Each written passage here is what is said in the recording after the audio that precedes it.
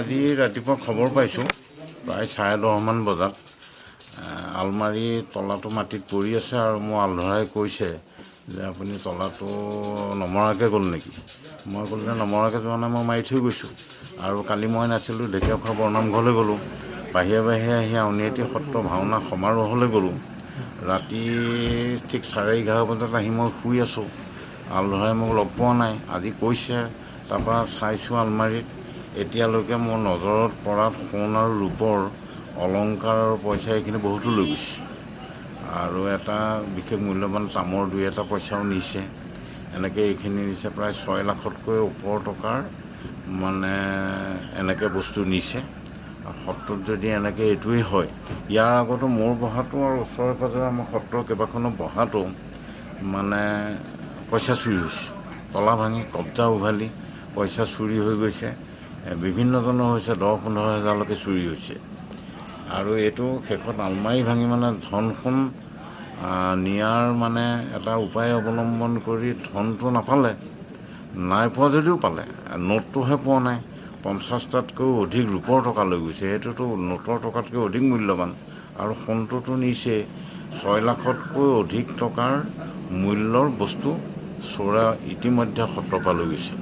আৰু এই সত্ৰৰ যিবিলাক সম্পদ, এইবিলাক যদি সংৰক্ষণ কৰি ৰাখিব পৰা নাযায়, ইয়াত মানুহ কেনেকৈ থাকিব, ভকত কেনেকৈ থাকিব, আৰু ভকত যদি থাকিব নোৱাৰে সত্ৰ কেনেকৈ বৰ্তি থাকিব।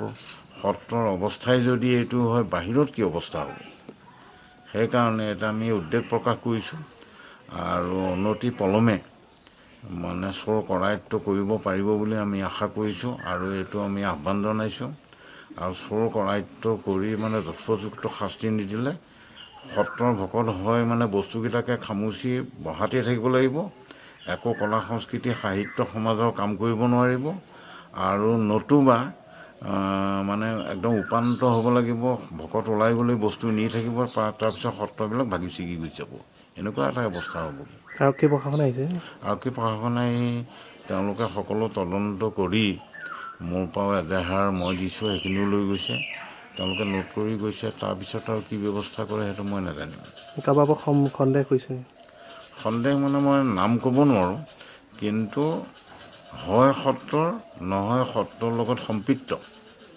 তাৰমানে যিটো আলমাৰি চিধাই গৈ খুলিছেগৈ বা বাকীবিলাক আলমাৰি বাদ দি পেৰা বাদ দি খুলিছেগৈ, সেই আলমাৰিটোত থাকে বুলি কেনেকৈ জানিব। ইয়ালৈ অহা যোৱা কৰা মানুহ হ'ব লাগিব। আৰু এটা পেৰা খুলিছে মোৰ পিছৰজনৰ পেৰা, মানে পিছৰজনে সেই বাকচটোৰ লগত সম্পৰ্ক ৰাখে, মই এই আলমাৰিটোৰ লগত সম্পৰ্ক ৰাখোঁ, গতিকে দুয়োটাই চাইছে। গতিকে আহি গৈ থকা দেখা মানুহ নহ'লে, সম্পৃক্ত মানুহ নহ'লে এইটো কেনেকৈ সম্ভৱ হ'ব পাৰে। বেলেগ আলমাৰি খুলিও চাব পাৰিলেহেঁতেন, নাই চোৱা। আৰু বেলেগ আলমাৰিও আছে নহয়, তেজাৰিও আছে, তাকো একো হাত দিয়া নাই।